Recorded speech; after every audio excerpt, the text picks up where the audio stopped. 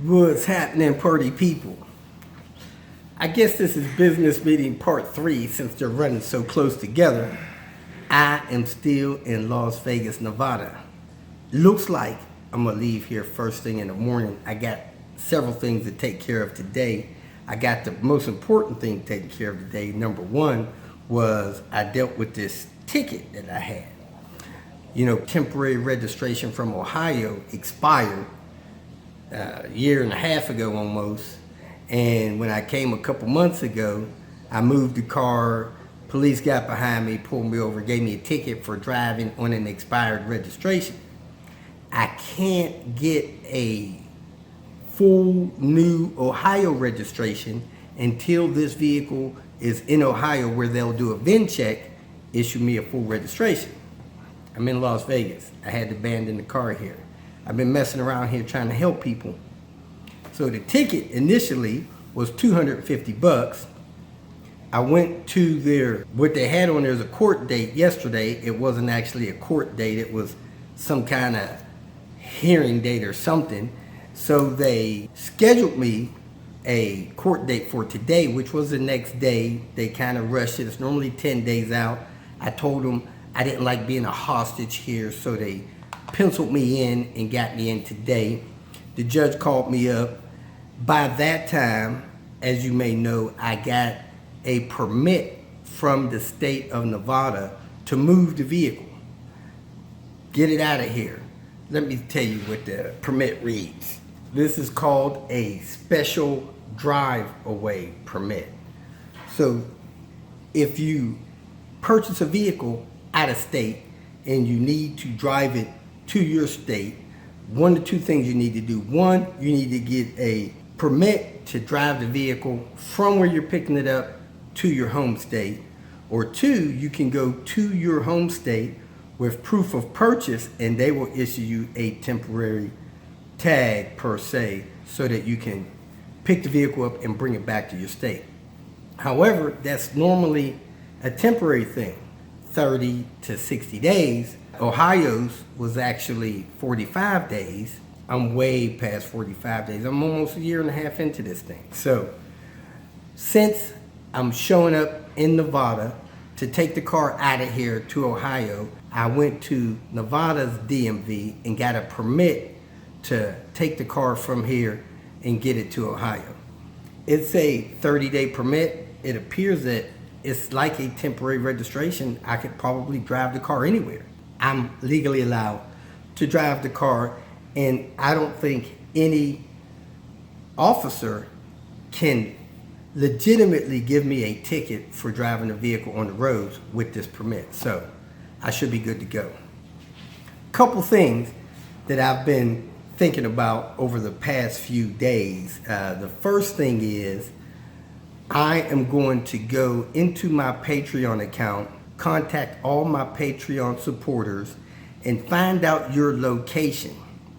And whenever I plan a trip to your location, I'm going to contact you hopefully 30 days ahead of time, 2 weeks ahead of time, 3 days ahead of time, in the event you would like my help or need my help in doing some kind of repair maintenance, or if you want to just do some kind of meet and greet, hang out for a few hours in a day or something like that. You as my Patreon supporters, I really appreciate you. Now that I don't have so much responsibilities personally, I'm going to start organizing this. I guess it's a business, me helping you guys through my YouTube channel and you guys supporting me through Patreon. So if you are a Patreon member, expect to get an email or something from me asking for your city location, not your specific location, your city location, so that I can contact you and let you know when I'm going to your city. One thing I experienced, there's a couple things that I experienced as being a YouTube creator in this fashion. One is people are always contacting me about some need they have for their vehicle, occasionally contacting me just to let me know that they appreciate the support they've gotten from the channel. They usually say, hey, Next time you're in Timbuktu, let me know. We'll have a beer, milkshake, a meal together, whatever. If I had a Patreon supporter for everyone that said, hit me up when you come to my town so we can hang out, have a meet and greet, whatever, man, I wouldn't need to work. I mean, I get a lot of those. Unfortunately, there's no way for me to reach out to that many people in the past. I haven't had the energy to, haven't seen the need to. Not that I wouldn't mind connecting with these people. It's just that I explained to them, look, when I'm traveling, I normally let people know on my YouTube channel when I'm traveling to a certain town.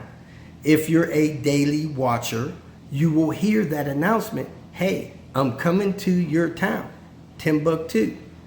If you're watching daily, you get the benefit of connecting with me if you want to as I travel to your town. If you don't watch daily, I announce that I'm coming to Timbuktu. You don't acknowledge it. You don't reach out to me.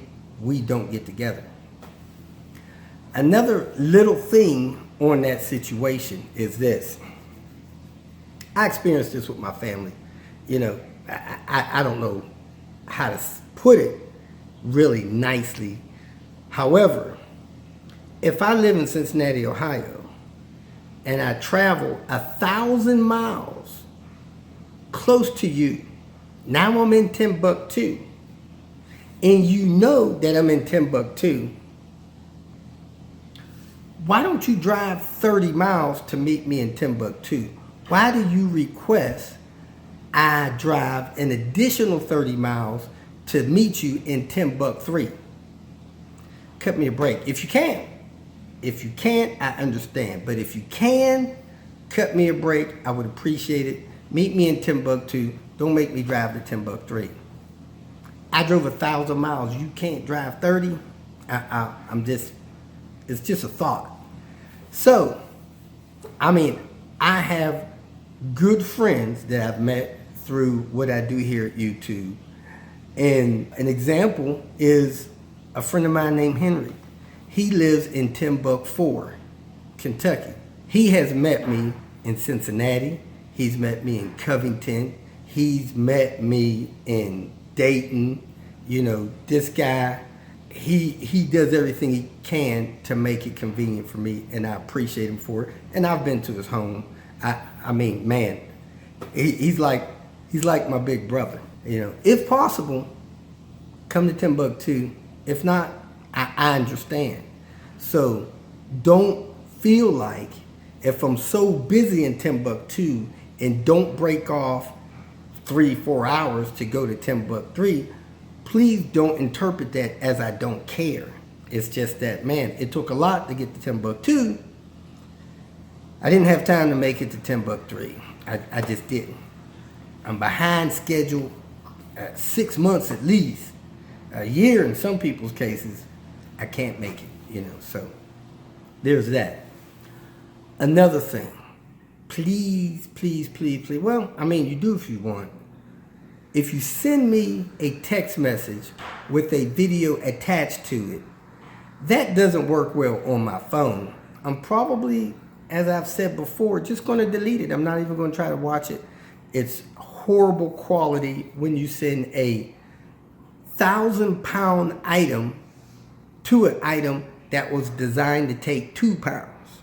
Text messages is a 2-pound technology, not a 1,000-pound video technology. Now, you iPhone users, you have a different deal where you text a video, the Borg of the iPhone system said, whoa. I mean, this person is trying to send a 1,000-pound item to a 2-pound package. Let's do them a favor. We'll bring it up to the cloud. We'll store it on the cloud. We'll send a link to that person that they wanted to send it to. And when that person clicks that link, they'll see that video that special person tried to text them. And it works for the iPhone people. I don't have an iPhone. And until somebody sends me one that's in good condition, I'm not getting an iPhone. I don't have anything against iPhones. And I'm not, busted about people that do. But I'm not buying one. Not spending $1,200 on an iPhone.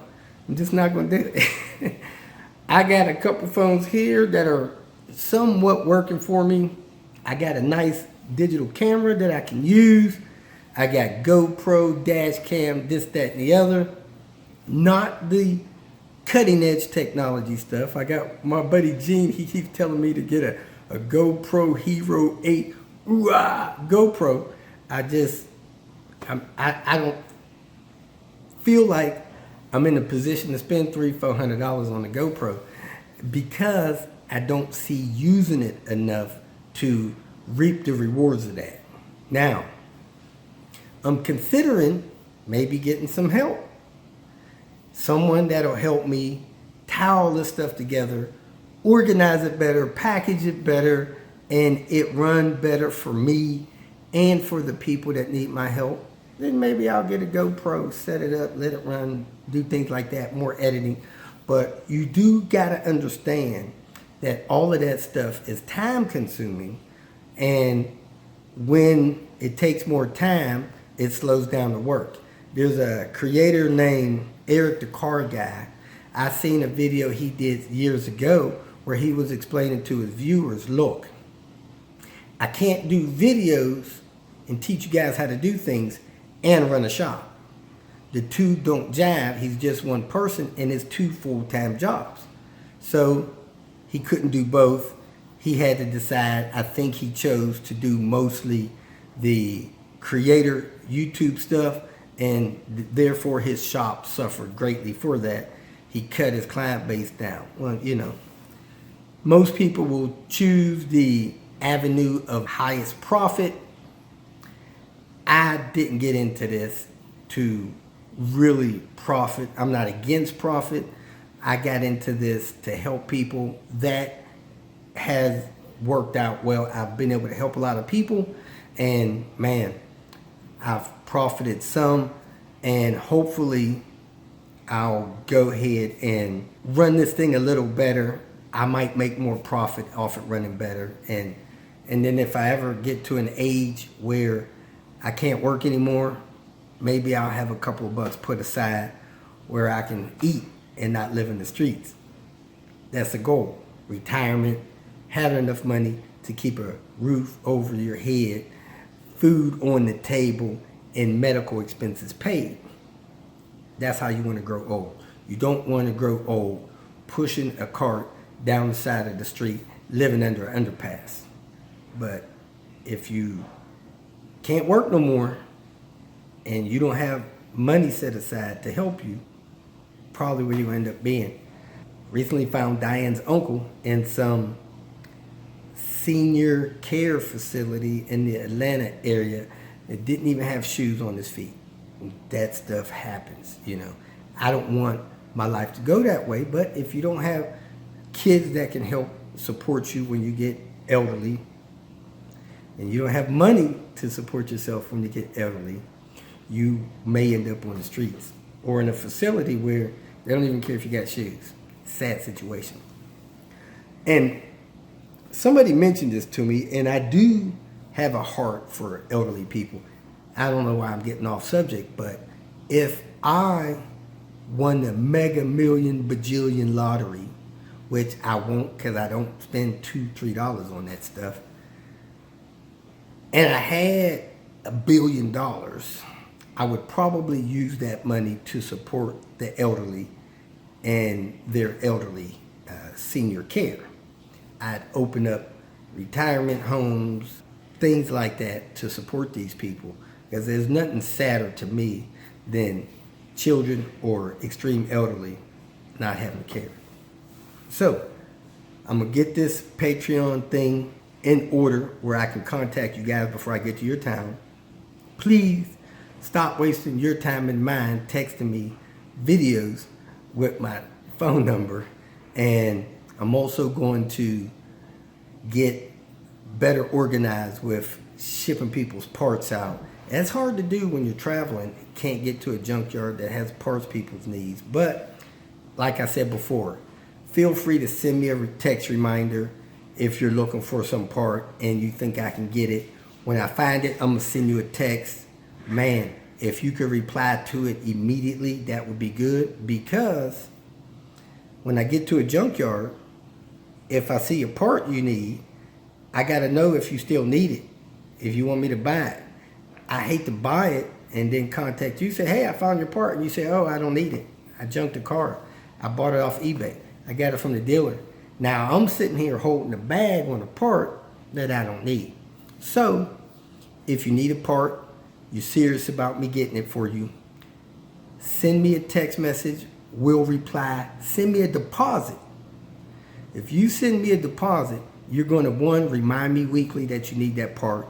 Two, you're going to let me know if you get that part from another source. And if you send me a deposit and I see the part, I'll buy it. I'm going to let you know that day that I got your part. If you let me know that you no longer need the part, I will immediately return your deposit to you. Deposit is normally $50 to $100, depending on the cost of the item when I find it in the salvage yard. So I'm leaving here no later than tomorrow, headed to the Arizona area, headed to Albuquerque for a day or two, then headed directly to Cincinnati from there. I may end up with a trailer, I don't know. I gotta see how this stuff pans out, if I get this stuff packed up in a decent way. Yesterday I figured out that Panther needs a block. The compression is low, engine's worn out, need to replace the engine in Panther, and the car's out here in Las Vegas, so I don't know how I'm gonna figure that out yet, but I think the engine is strong enough to make it back to Cincinnati if I have to drive it back. If worst come to worst, I'll have to ship it back, but I'm not worried about it. It's just part of the process of having a vehicle with 525,000 miles on it. So, hope you enjoyed today's clips. Thanks for watching. Thanks again for you guys, all your support. Oh yes, and I'm going to go ahead and close down the GoFundMe that you guys requested me to set up from when Diane passed away and I couldn't work and wasn't working and stuff like that. Man, I really appreciate everybody's support that sent me some money on that. I think the average donation on that GoFundMe was about $45, and it really helped relieve stress from me, covered costs of taking care of her final arrangements, and helped me navigate life post that situation with not working as often as I do. So again, I appreciate those that sent funds through there, through PayPal, through Cash App, and went the extra effort of sending me personal funds through the mail. You know, the old school style, that was tremendous. So I appreciate you guys for that. I'm gonna shut down that GoFundMe deal and just continue doing my best to reach folks that need my help, especially in the Volvo community. Have a great day. Enjoy today's clips. Talk to you soon. Welcome to Hanging Out with Robert. That's me. This video contains things that I encounter throughout the day. If for some reason I complete a task and you would like to see the details, you could click on the link in the description area below. This video also contains tips and tricks that I learned throughout the years. I plan on leaving this video accessible for about 30 days. After that, you can view it through my Patreon account. Thank you very much for watching. In this video, I'm going to be replacing the Serpentine belt and water pump on this 2012 Volvo XC90 with the 3.2 engine. This process goes for the non-turbo cars with this 3.2 if it has the mechanical power steering pump down there. Let's get started. First thing I'm going to do is go in the back and disconnect the negative battery post. Putting up the back of the truck, batteries here, so you got to take these two out. They should be 12s. I got a 10 and a 12 here. Then I got a 13 down there. Take this cover off, lift this cover off of the battery, and then disconnect the negative cable. And the ground on the battery is disconnected. Let's pull this cover off of here. I'm gonna unplug the ECU cable because I'm gonna take this air filter box out of here. Had to rock these connections off to get them to unplug. Next, I'm going to take this out. Look like two 8mm here. Get that air scoop out of the way down there. And we're taking the top of the box loose with T25s around there. We're going to disconnect this hose here and unplug the map sensor here. We took the screws out to take the filter out, really just to clean the box out since we were here, but you could lift the whole box out just by disconnecting that hose and that plug, because the nut was missing off of that side there. Pick this cover up just really to get this out of the way. It has tabs under it. Probably don't have to remove that. Next, I'm going to move the power steering pump reservoir. Looks like the bracket has a couple 8mm screws there. Next, I'm going to remove this bracket right here. It looks like it's got two 10s and maybe a 12, and break the zip tie loose. Get this bracket out of the way. Next, I took a 19mm boxed in wrench. I slid it on the end of this tensioner down here. Ooh, there's a flap on there. You gotta work this wrench in there. Push down on the wrench, and when you get enough slack in the belt, pull the belt off of your idler puller just above it, and then that'll take your belt loose. So I'm gonna push down on this wrench, and you see the tension coming off the belt.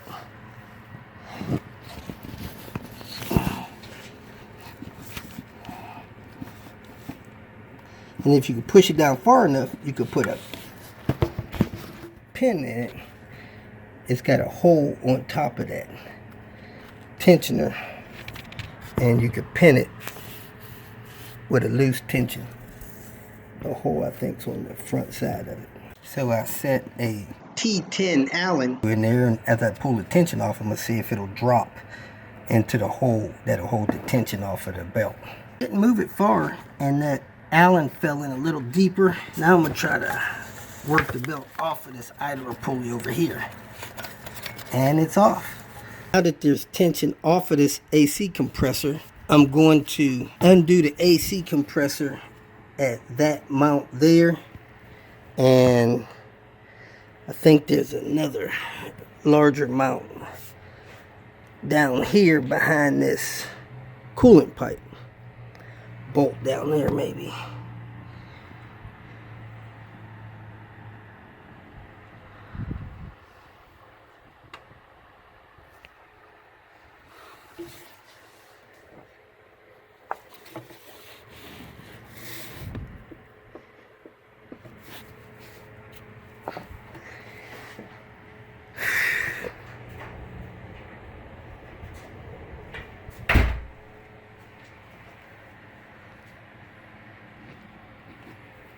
Where in the heck is that? I don't even see it. I'm going to unbolt the AC compressor from the bracket. This bolt came out here already when I removed that crossover bracket. I got a bolt right here I'm going to remove from the AC compressor to bracket. Then I got a bolt right there, and this AC compressor should wiggle. The compressor has a guide pin up here, so you got to lift it up to swing it out of the way just a little bit, and then you can pull the belt off of it. Next, after the AC compressor is pulled back from the bracket, you see that 10mm there. That should bolt the tensioner onto the bracket that holds the AC as well. Broke it loose with a boxed in and spun it out with the swivel on a small tin. Now the belt tensioner is loose from the AC bracket. That will probably come up and out of here this way. Yep, let me lift it out of here. Next, I'm going to spin this power steering pump pulley around until I see the T25s that bolted to the water pump. I'm going to unbolt the power steering pump from the water pump. There's a T25 bolt head right there. And there's another one on the other side. So I'm going to use this Allen to unscrew those two. Got those two screws out, so the power steering pump is now free from the water pump. Next, I'm going to take the power steering pump loose I got a 10 millimeter here, and I'm gonna hit the lower bracket on the 10 millimeter down there, and hopefully that will allow me to move this power steering pump away from that water pump enough to get to the water pump bolts. Some people say they have to take loose this ABS control unit, but we'll see if we can not do that. Another weird bolt setup. That's the long bolt that goes on the front edge of the transmission. That's the short bolt that goes on the lower bracket. Now I'm gonna try to wiggle this up and over the transmission to get it out of the way of the water pump. I had to take the screw out of the top of that bracket. Now that should let me wiggle the pump out and away from the engine. Let's see here. Nope. There's another bolt somewhere. That thing is tight.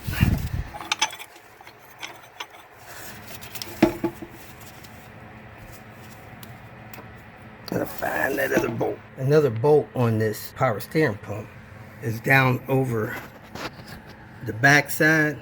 You gotta look down between the ABS stuff in this brake reservoir, and I got a socket on it right now. See if I can zoom in, see the socket on it right there. Socket's on the bolt. It's a deep socket with a 3-inch extension on there.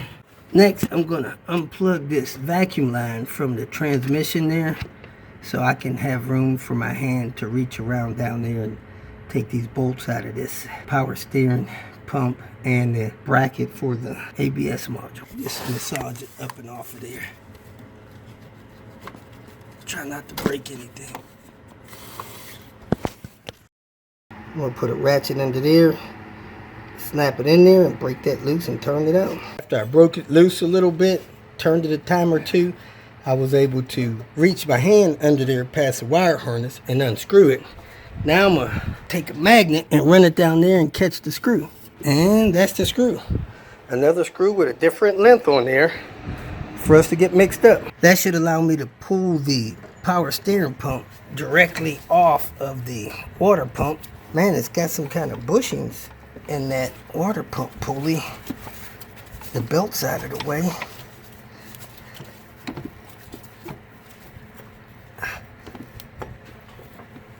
That's not pulling back as far as I want it to. Let me see if I can wiggle that up and back a little bit more, and then I could drain the coolant. Next, we're going to drain the coolant. Come down under the car with a coolant catch container. Find the radiator drain cock and drain the radiator.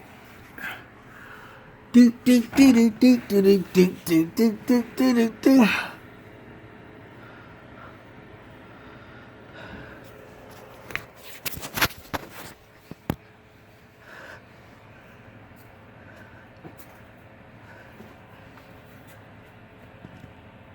Where's the radiator drain, dude?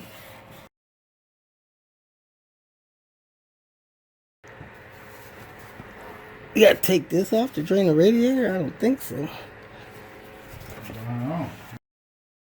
Never done it.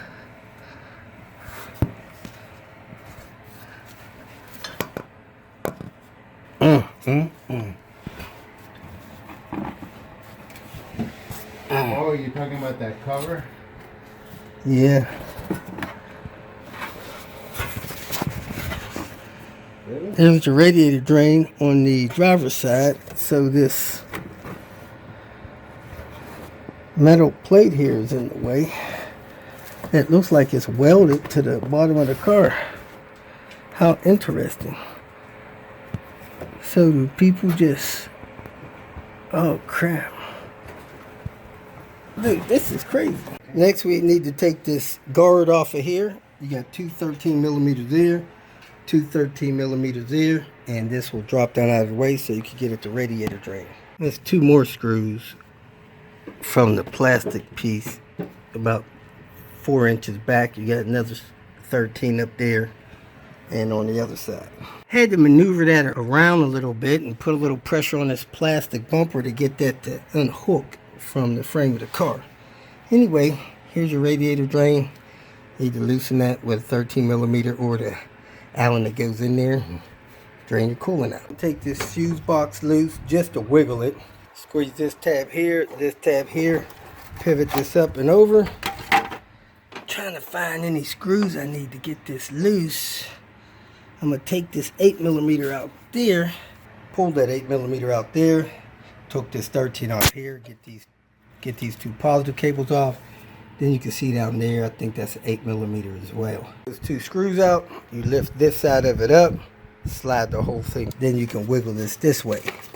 Next, I'm gonna take these 3 bolts loose from this ABS controller here. 1, 2, 3, they look like T25s, and that will allow me to maneuver this ABS module a little bit around so that I can move this power steering pump out far enough to get the water pump bolts out. I unplugged this wire harness from the fuse box so I could swing it out of the way. Now I have a lot more breathing room anyway to try to maneuver this stuff around a little bit and get it where I can get this pump moved a little bit. Took the ABS control unit loose from the bracket, which was 3 T25s, these.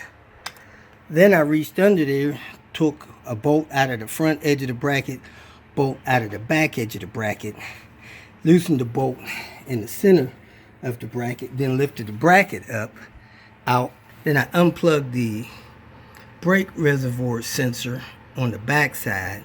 Then I was able to pivot this power steering pump over enough to see the water pump bolts. Now the coolant has been totally drained. We can screw that 13mm back in hand tight, and then we're going to unbolt this water pump, 10mm. Back at the serpentine belt, very minimal cracking, but the inside of the serpentine belt, the side with the ribs, has a lot of cracking. Alright, let's take these 10mm out of this water pump and put the replacement on. And inside the power steering pump was the guide from the water pump. You can get a new one of these, but these stick in the water pump like that. And then when you put the power steering pump up against there, it guides it in place, helps you center it and get those screws where you can get those lined up. Use a T40 to take that idler pulley off and replace it. Then I'll take the water pump out, 10mm. Got all 6 of the water pump bolts out. The only one that failed was the one in the back and the rear. Now this should pop off. Leak a little bit of coolant out. Man, it's not coming off. Let me get my little pry bar. Do-do-do-do.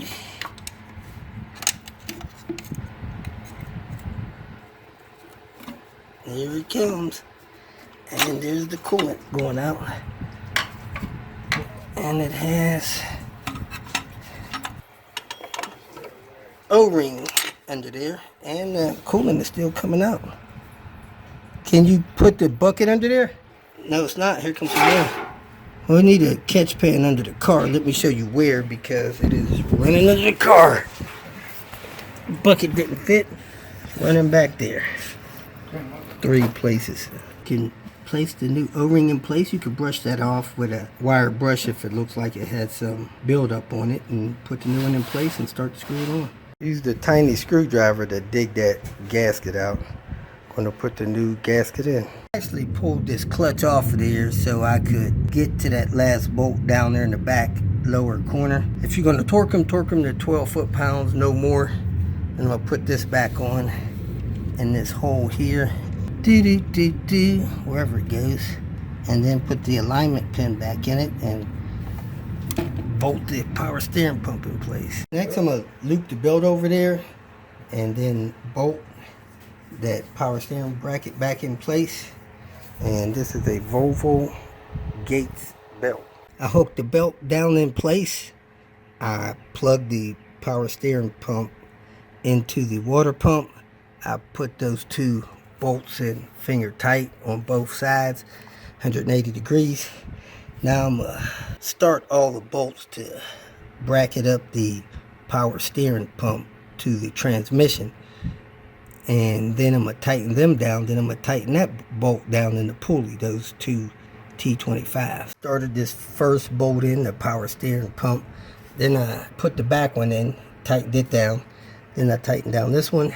Now I'm going to put this bracket back in place and bolt those two bolts in. Now I'm going to plug this back in to the brake reservoir sensor, fluid level, whatever it is, till it clicks. It's not clicking. Gotta squeeze it till it clicks. There it goes. Oh, it might take two hands. Next, I'm going to put this ABS bracket back in place, hook it on that screw, and then bolt it down. And then I'm going to bolt the ABS module to it. Get all three screws in that bracket. Man, that was a mess. Now I'm going to bolt the ABS control unit to the bracket. Got the belt routed behind the power steering pump pulley, routed it under that lower pulley there. Now I'm going to put this idler in place right there. Now that idler's in, I'm going to put the tensioner in. I dropped it in place just to see how it will fall, but you have got to route that belt properly before you install and tighten up this tensioner pulley, because you will not get that belt through there. That thing is almost touching the engine. So let me put that belt in there, route everything right, show you how it looks. Got the belt around the power steering pulley, under the idler pulley, up and over the AC compressor, down under that pulley there. Then you pull this belt up, slide the tensioner under that. You see the hook on the tensioner's there. The belt is over top of it. Then it goes back down to the power steering pulley. So once we get this AC in place, we'll go ahead and pull that tension off of that. In the meantime, we're going to put that bolt back in that tensioner pulley. Got that bolt nice and tight. Now I'm going to put this vacuum line back on here. It runs kind of under through this bracket stuff here. Plug it back into the transmission vent. This clips on here. Hold that in place. Now I can put this fuse box back in place, plug it in. Pulled the serpentine belt off of this idler. Then I worked the belt around the AC compressor and set the AC compressor back in place on top of the guide. I put the semi-long bolt in there, the long bolt in there. The AC compressor is now secure. I put the belt back over the idler, and I'm ready to release tension off of this by pulling out this pin right here. Might need a pair of pliers, but it might come out by hand. Let's see, because I got a little bit of slack in this belt. Use these needle nose pliers, reached over there, wedged that holding pin out with that. Now my belt should be nice and tight, and it is. We'll put that bracket back across the top of this engine and bolt this to it. Big bolt in there, long bolt in there, bolts there, tighten those down. Put the zip tie on this harness. Probably not really necessary now after many years of sitting there. Now I'm going to put a couple bolts in there, hold this power steering pump in place. Then I'm going to put the air box in and put the wire harness back in place. Set the box back in there. The bottom of it hooks on the frame. A rubber piece going all the way under. That goes there. It looked like there probably should have been a nut on there at one time. There's a wire harness here. I don't see hooked up to nothing. Maybe that's for testing something. Now we're going to put the top of the box on and lay the wire harness across it. And there's screws that go in the top of the air box.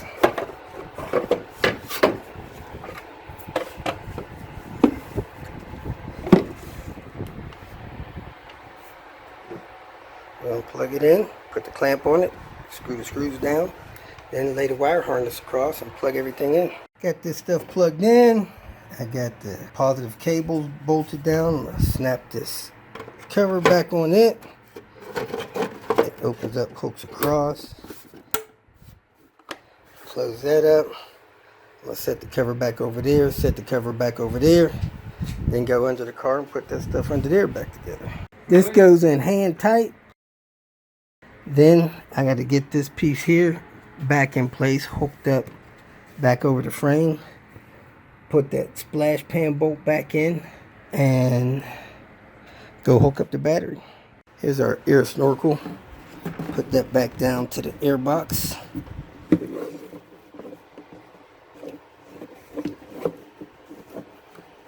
And screw it back down right here. here are the tools I use for this. Of course, you want coolant, some gloves, a coolant catch pan, and a couple of zip ties along with these tools. You got a magnet, T25, swivel, quarter inch 10 deep, quarter inch 10 short, quarter inch 8 deep, quarter inch 8 short, 3/8 ratchet at 10, 3-inch extension, 13 millimeter, a 3/8 to quarter, 12 millimeter, a deep 13, a 10 millimeter, T45, T25. Probably don't need the T30, but that's listed here. You get your 6-inch extension, 10-inch ratcheting, boxed-in wrench, 19 millimeter boxed-in wrench, small screwdriver, small pry bar, and a set of snips. That should get you through this job. If you need something else, mark it on the comments below and I'll add it to the tool list. Robert don't trust me. He's going to start it.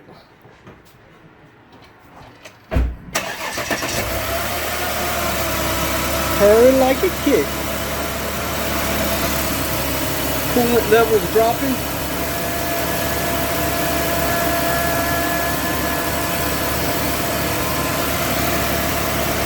Everything looks good.